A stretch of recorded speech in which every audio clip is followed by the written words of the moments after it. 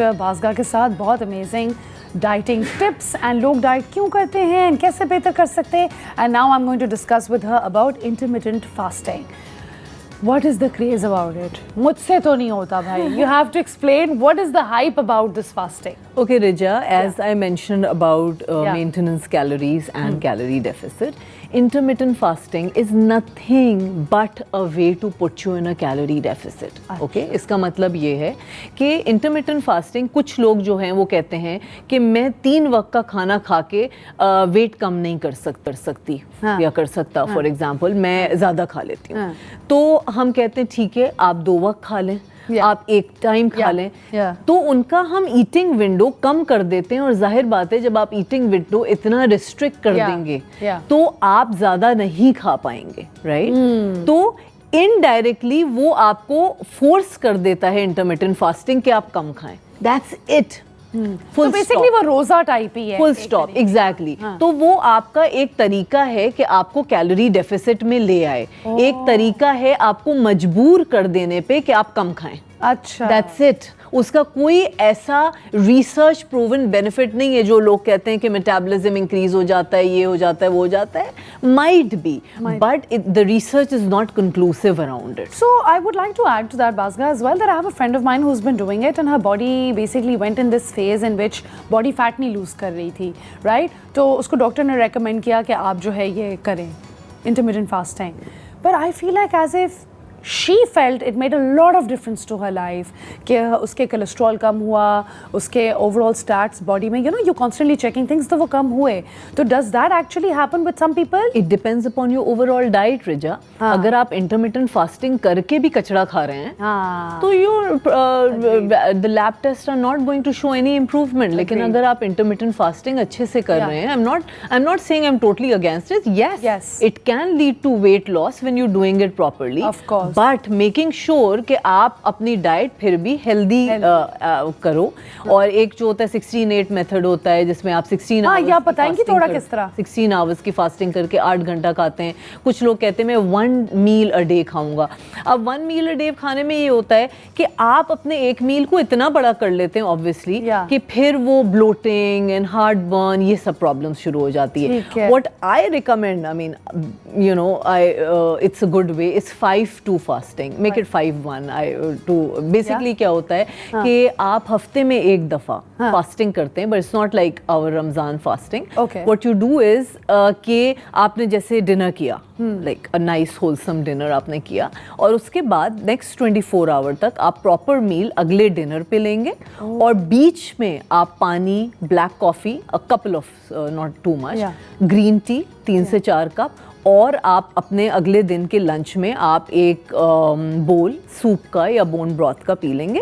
ठीक है. तो आपने एक डिनर किया, अगले 24 घंटे तक आपने ये रूल फॉलो किया. क्या आपने लंच किया हल्का, लंच थोड़ा सा पानी और कॉफी, लंच आपने खाली सूप पिया, बोन ब्रॉथ पिया, ताकि आपको एनर्जी इतना डिप्राइव ना हो and you continue hydrating yourself properly. और आपने ब्लैक कॉफी लिया 1-2 कप और आपने 2-3 कप ग्रीन टी लिया, and then you have your next proper meal at the dinner time. And what do you mean by proper meal? कि मतलब उसमें गोश्त भी हो, अंडा भी हो, सब्जी भी, balance, carbohydrate, protein, fats, vitamins and minerals, fruits and vegetables, everything. तो इससे क्या हुआ, अगेन कुछ ऐसा मिरेक्युलस आपके बॉडी पे फायदा नहीं होगा कि मेडिकल से वेट लॉस होना शुरू हो गया. आपने क्या किया, बस पूरे एक दिन कम खाया और अपने आप को कैलोरी डेफिसिट तो मैं कटरीना कैफ ही बनूंगी इंटरमिटेंट फास्टिंग के बाद. ये कैलोरी डेफिसिट में आपने डाल दिया अपने आप को, यू नो, तो आपकी ओवरऑल वीकली कैलोरी कम हो गई, तो आपका वेट फिगर होना शुरू हो गया. Okay, I get it. अच्छा, हमें इस डाइट पे क्या नहीं करना चाहिए before we move on to the next diet now? किस डाइट पे? इस पे इंटरमिटेंट फास्टिंग पे हमें क्या किन चीजों से परहेज करना चाहिए? अगेन जैसे मैंने आपको बोला कि अगर आप चलें, आप 16-8 की विंडो में खा रहे हैं, जो 8 घंटे की आपकी खाने की विंडो है, उसमें आप हेल्दी तो खाएं. इसका ये मतलब हरगिज नहीं है कि अगर 8 घंटे में खाना है तो जो भी खाना है खा लें. Again I believe in moderation, जैसे आपने इस प्रोग्राम के इंट्रोडक्शन में बोला था कि don't completely deprive yourself. Make sure that most of your food that you eat is healthy and some of the joyful food as well. Amazing. Okay, तो अब कीटो डाइट डिस्कस करते हैं briefly, because I think हमने शुरू में intro में भी की थी. कीटो डाइट क्या होती है, वो हमारी बॉडी को किस तरह इफेक्ट करती है और उसके क्या ड्रॉबैक्स हैं? कुछ बहुत ज़्यादा बैकलैश ऑनलाइन आया है recently on keto diet, right? So what do you think? It's bad for your heart, I believe. Is okay. it? Basically keto diet क्या होता है? Yeah. Keto diet is a very low carbohydrate diet, जैसे 50 ग्राम से भी कम carbohydrate आपको allowed होता है उसमें। 50 ग्राम का क्या मतलब है रिजा? जैसे एक नॉर्मल मीडियम साइज एप्पल में there is around 15 grams of carbs, एक ब्रेड में, डबल रोटी में 15 ग्राम्स ऑफ कार्ब्स हुआ।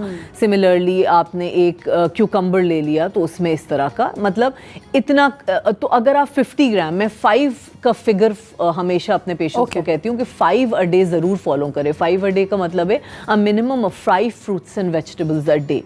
तो अगर आप कीटो पे जाते हैं तो आप तो इस मिनिमम को भी पूरा नहीं कर सकते हैं, क्योंकि अगर आप 5 अ डे खाएंगे तो 60-70 ग्राम्स कार्बोहाइड्रेट आपके बॉडी में चला जाएगा। ठीक है, तो कीटो कहता है कि 50 ग्राम से भी कम आप कार्बोहाइड्रेट खाएं, एंड देन दे वो कहता है कि you eat as much protein and not, लोगों को इतना स्पेसिफिकली तो फॉलो नहीं करते हैं, as much protein and fats as you like.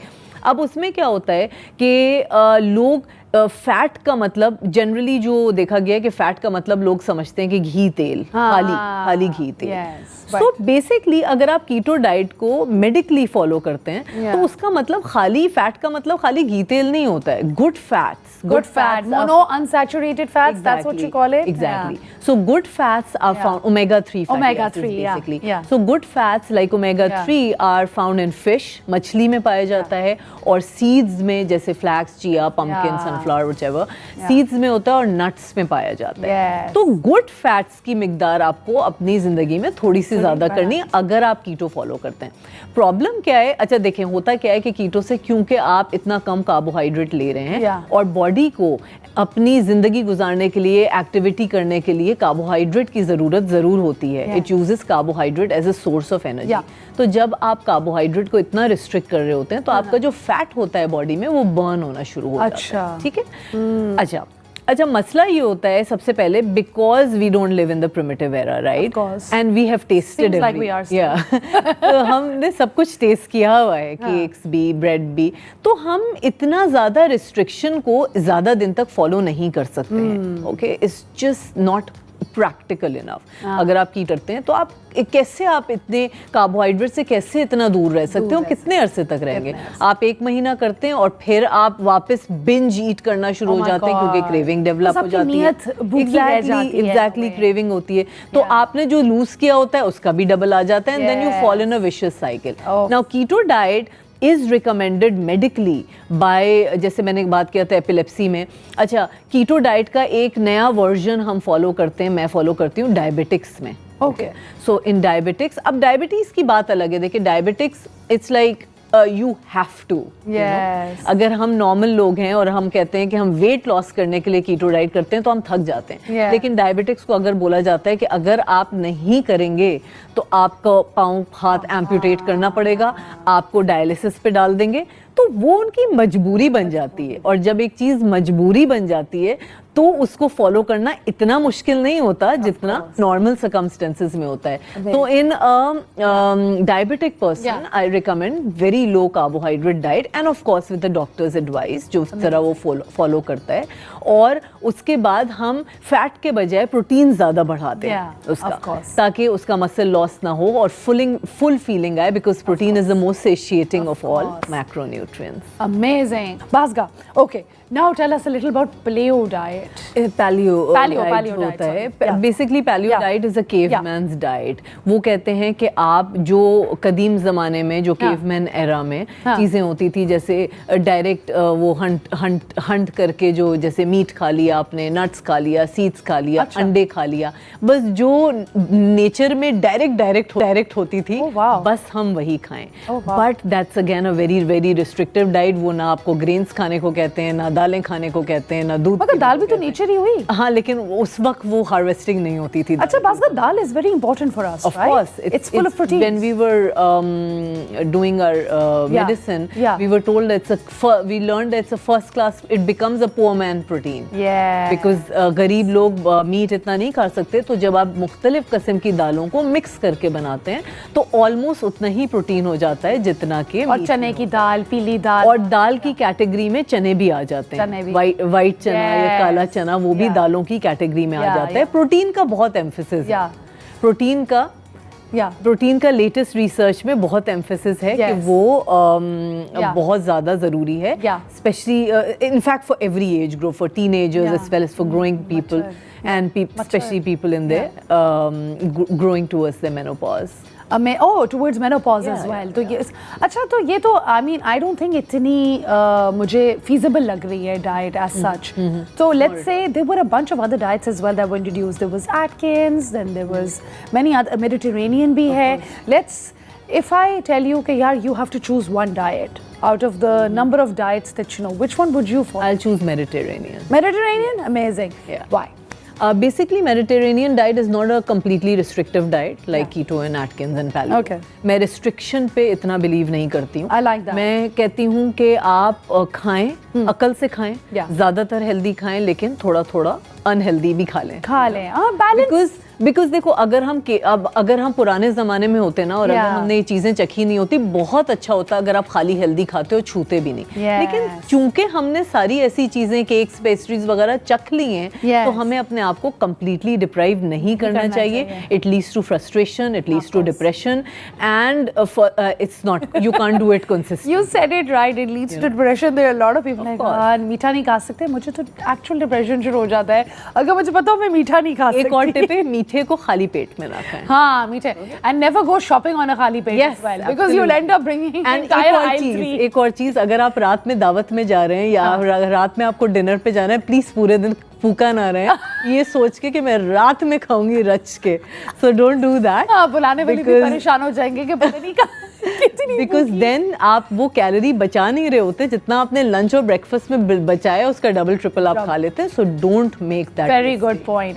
And you said the same thing about normal life as well, कि हम लोगों को ऐसे परहेज करना चाहिए कि बिल्कुल डिप्राइव ना करें, कि ताकि नीयत एकदम से आपकी खराब एग्जैक्टली। और सामने आ रहा है कुछ तो एक बाइट ले लें। ऐसा नहीं सोचें कि नहीं मुझे नहीं खाना है। हाँ, it's not the end of the world. You are not, I mean, you can't sustain it. You can't sustain it, absolutely. And आजकल sustain करने वाली ही चीजें करनी चाहिए। Exactly. आपको लगता है मेडिटेरेनियन डाइट आपको लाइफस्टाइल में भी हेल्प करती है, कि आपकी लाइफस्टाइल बेहतर होती है? Are you more active? I believe you're a mum as well. And does it make your life better? Of course. For mums, would you recommend this? Yes, absolutely. Basically, Riza, emphasis आजकल जो latest research over the years show करती है, emphasis protein पे है। Protein and good fats. अब protein से क्या होता है कि जैसे जैसे हमारी उम्र बढ़ रही होती है, हमारा मसल मास डिक्रीज हो रहा होता है नेचुरली। अब उस मसल मास को प्रिजर्व करने के दो ही तरीके हैं। एक ये कि आप अपनी प्रोटीन इनटेक पे ध्यान दें कि वो बढ़ जाए। आप एटलीस्ट 1 ग्राम पर kilogram of your body weight protein खाएं। इसका क्या मतलब है कि अगर आप 70 kg वे करते हैं तो आप 70 grams of protein दिन में जरूर खाएं। 1 gram per 1 kilogram. Yes, at least. I would say 1.5 is better. ठीक है। Okay. बाज़ before you continue, मैं मेडिटेरेनियन डाइट में एक चीज पूछना चाहती हूँ, क्या चीज आता है इसके अंदर? बिल्कुल आता है। आता है? और गोश्त के अंदर हम बीफ भी खा सकते हैं? बिल्कुल खा सकते हैं। Chicken, fish? Look, keep it one. जैसे मैं कहती हूँ, हफ्ते में 1 दफा मटन या बीफ कर लें। ठीक है। हफ्ते में 2 दफा आप मछली कर लें। फिश पे बहुत कम एम्फेसिस होता है। Fish is so good for you. ठीक है। It's omega-3 fatty acid, good fats, everything. Fish is excellent for you. Yeah, amazing. So yeah. Okay, Bazga, thank you so much for sharing your amazing knowledge with us. हम discuss कर रहे थे doctor बाज़गा के साथ, बहुत amazing.